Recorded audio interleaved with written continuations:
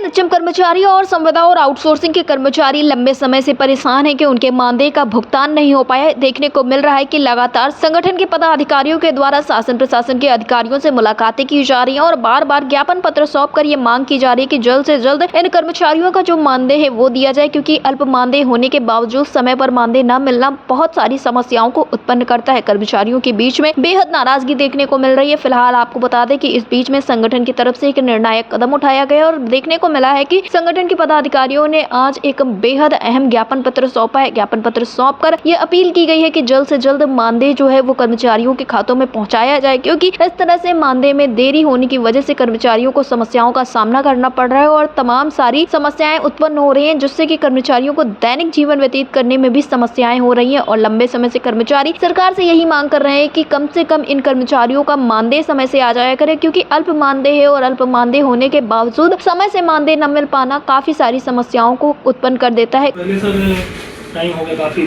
2022 तक हुआ है। यही सर से ये आदेश मिशन निर्देशन मान जाता है। किसी पे क्या होता है इसमें? कमेटी सर होती है, इसमें कर्मचारी के रिप्रेजेंटेटिव के रूप में संगठन के लोग होते हैं और कोई समस्या किसी कर्मचारी की रहती है या कोई और भी सामूहिक समस्या होती है, मांग होता है, तो सब विषय हम इसमें रखते हैं, उसके माध्यम से समाधान होता रहता है। तो ये सब रहेगा, तो जैसे वेतन वाला मुद्दा है, अभी हम लोग को ज्ञापन देना है तो उसी में आ जाता है, कमेटी में ही आ जाती है, चीज़ें समय समय पर अवगत होती रहती हैं। उसका एक सर इस पर कार्रवाई हो जाएगी।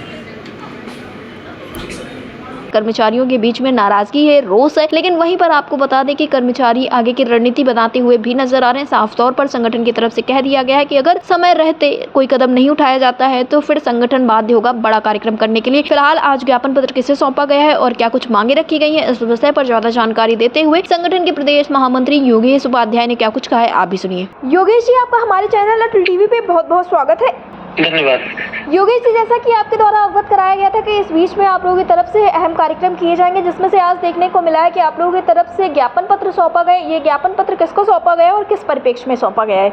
जी, मार्च माह से सबको पता है, संविदा कर्मचारी, आउटसोर्स कर्मचारी हों या एनएचएम की आशा बहुएं हों, सबका भुगतान नहीं हो पा रहा है जी, जिसको लेके जिला लखनऊ में मुख्य चिकित्सा अधिकारी महोदय के माध्यम से मिशन निदेशक महोदया को ज्ञापन पत्र सौंपा गया है, जिसमें लंबित भुगतान जो है उसका भुगतान यथाशीघ्र कराए जाने के साथ साथ अन्य भत्ते हैं वो और जो अन्य मांगे और समस्याएं एनएचएम कर्मचारियों की हैं, मुख्य रूप से वेतन पॉलिसी, ट्रांसफर पॉलिसी, सामाजिक सुरक्षा, आउटसोर्स कर्मचारियों के लिए सेवा योजना में समायोजन, जिला स्वास्थ्य समिति में समायोजन जैसे मुद्दों को लेकर एक ज्ञापन प्रेषित किया गया है। जी, तो क्या कुछ रुख देखने को मिला है योगेश जी? क्या कुछ जानकारियां दी गई हैं मिशन निदेशक की तरफ से?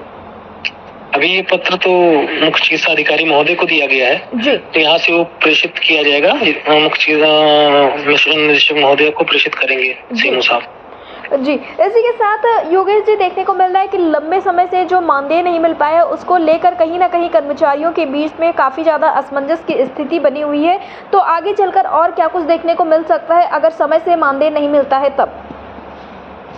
क्योंकि वेतन का मामला वित्त विभाग और मिशन स्वास्थ्य विभाग से ही संबंधित है, ट्रेजरी से लेके, तो ऐसे में थोड़ा सा समय लग रहा है, सबको पता है, थोड़ा क्या लंबा समय हो गया है जी।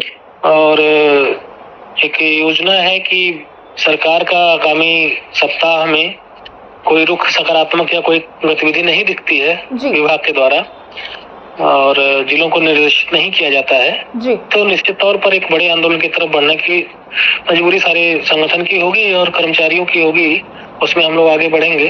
हालांकि विगत दो दिन पूर्व मिशन निदेशक महोदय से हम लोगों की मुलाकात हुई थी जी, तो उनके द्वारा स्पष्ट किया गया था कि 25 तक हमारा प्रयास है वेतन दिया जाए, चूंकि वित्त विभाग अपना जो है उनका भी इसमें रोल है, जो एसएनएट 2.2 लॉन्च हो रहा है जी, उस पे एसएनएट 2 का अपडेशन भी चल रहा था जी, तो वो भी प्रभाव कर रहा है कि वेतन विलंब में उसका भी असर पड़ेगा जी। इन सब चीजों को लेके एकदम डेट एग्जैक्ट बता पाना संभव नहीं, लेकिन प्रयास है कि 25 तक लोगों को वेतन मिल जाए, उससे आसपास मिल जाए जी, ऐसा प्रयास है। लेकिन चूंकि हमारे अन्य भी मुद्दे हैं, उस मुद्दों के साथ साथ वेतन पे भुगतान जल्दी हो जी, इस पे सरकार चेते, इस चीज को लेके आज ज्ञापन दिया गया।